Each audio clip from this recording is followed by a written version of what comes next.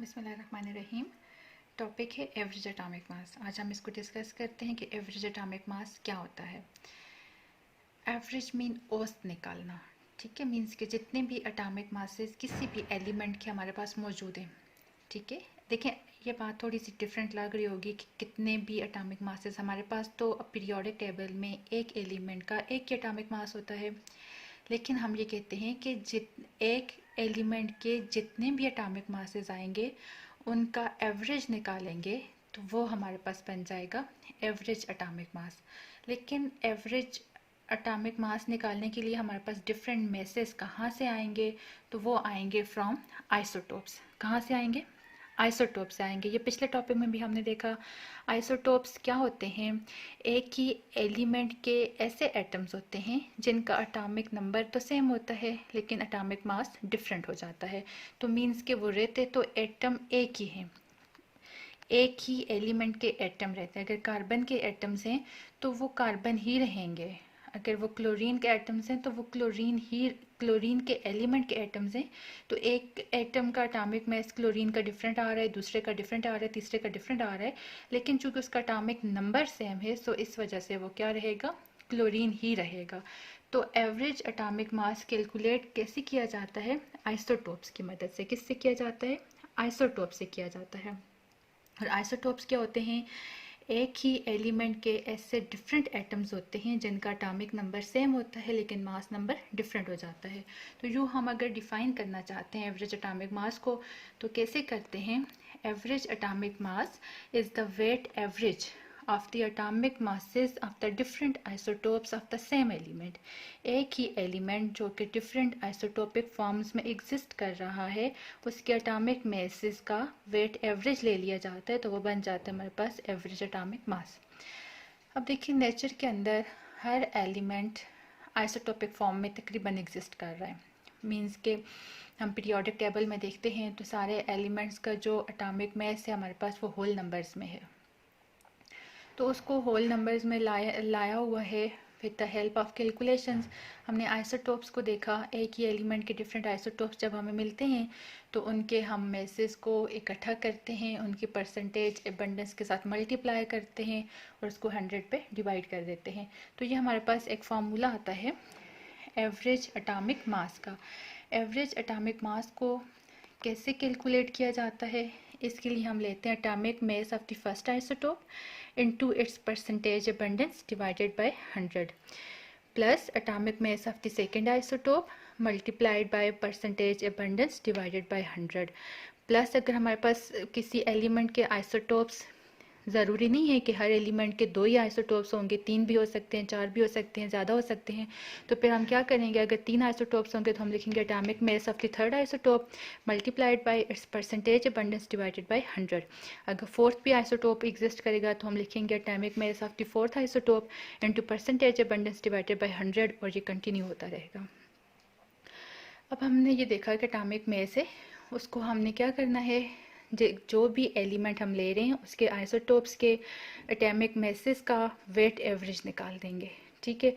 और इसके लिए फार्मूला हमने यहाँ पे मेंशन कर दिए। यहाँ पे हम एग्जांपल लेते हैं क्लोरीन की। क्लोरीन के हमारे पास 2 आइसोटोप्स आते हैं, क्लोरीन 35 और दूसरा आ जाता है क्लोरीन 37।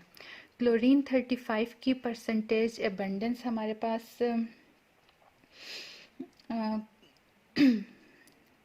यहाँ पे हम क्लोरीन 35 और क्लोरीन 37 लेते हैं। क्लोरीन 35 की परसेंटेज यहाँ पे जो फार्मूला है उसके साथ हम इसको करेंगे। एटॉमिक मास लेंगे क्लोरीन का 35 का और फिर दूसरी जगह पे हम एटॉमिक मास ले लेंगे 37 डिवाइडेड बाय 100 हो जाएगा। और हम जो इनकी परसेंटेज एबंडेंस लेंगे वो डिफरेंट आ जाएगी। क्लोरीन जो हमारे पास 35 है वो एग्जिस्ट करता है 75%, ठीक है। इसको हम इसकी परसेंटेज अबंडेंस जो है, परसेंटेज अबंडेंस जैसे 75% और क्लोरीन 37 जो है उसकी आ जाती है 25%, ठीक है।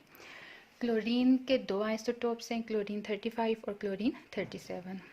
क्लोरीन 35 की परसेंटेज अबंडेंस 75% आती है, जबकि 37 वाला आइसोटोप 25% एग्जिस्ट करते हैं। मीन्स कि ये कम है मिकदार में, ये ज़्यादा आता है।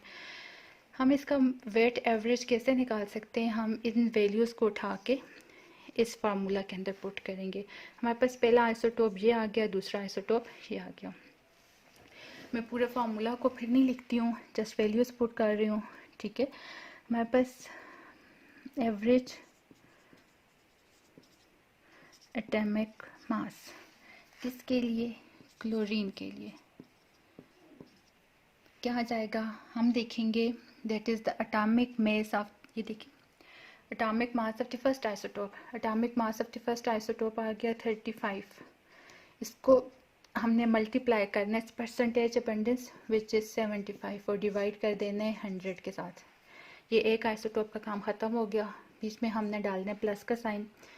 दूसरा आइसोटोप हमारे पास, इसकी एटॉमिक मास आ जाता है 37। इसकी परसेंटेज अबंडेंस हम लेते हैं तो 25 आ जाती है। इसको भी हम डिवाइड कर देते हैं 100 पे। चूँकि हमारे पास आइसोटोप्स ही दो हैं, इसलिए यहाँ तक हमने दो ही आइसोटोप्स की कैलकुलेशंस करनी है। अब हम ये देखते हैं कि जो परसेंटेजेस हैं, हम इस 35 को 100 पे डिवाइड कर देते हैं। यहाँ पे 25 को यहाँ पे 75 को 100 पे डिवाइड कर देते हैं, 25 को 100 पे डिवाइड कर देते हैं, फिर इसको मल्टीप्लाई कर देते हैं 37 के साथ, इसके आंसर को 35 के साथ।